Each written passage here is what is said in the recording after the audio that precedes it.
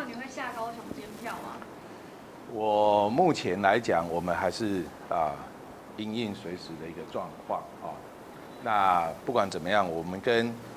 韩国瑜市长还有高雄市政府，一定是一起面对，共同承担。那时代力量他刚刚公布最新民调，这有56%的民众是赞成罢免韩国瑜。民调有很多我想我们都会参考也会审慎来评估那因应目前高雄的一个状况那特别是我刚刚也提到的韩国瑜市长也已经讲得很清楚希望大家不要投票那能够帮忙监票，那也希望大家把焦点放在市政上面之前是防疫，现在当然继续防疫，可是还同时要面临这个汛期防汛的工作尤其中南部前几天的这个大雨，那甚至现在梅雨季，未来是不是还会有极端气候带来的这个大雨的影响，豪大雨的冲击？我觉得市政府应该要提高警觉，做最好一个防范那这也是市民所期待的。尤其现阶段除了汛期雨季之外，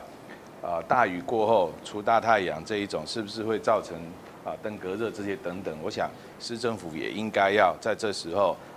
拿出最好的一个准备把市民的健康还有市政给照顾好。我觉得这是现在我们最关心的事情。是我们内部的会议，我们时常都在开会，在讨论那当然，因为平常大家都公务也都非常多所以昨天我也特别假日也找了我们相关的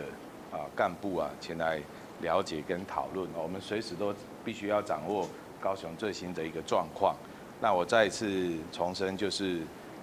对于这个高雄目前的一个状况，我们是全力配合高雄市政府然后也跟韩市长这边我们相互的合作就是把刚才我所提到的这些事情做到最好那我们各自都把分内的工作做好，然后因应最新的一个状况。目前的状况其实大家关心的并不是说罢免这件事情，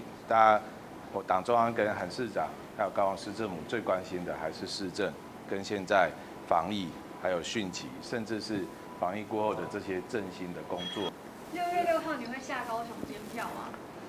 我目前来讲，我们还是因应随时的一个状况那不管怎么样，我们跟韩国瑜市长还有高雄市政府，一定是一起面对，共同承担。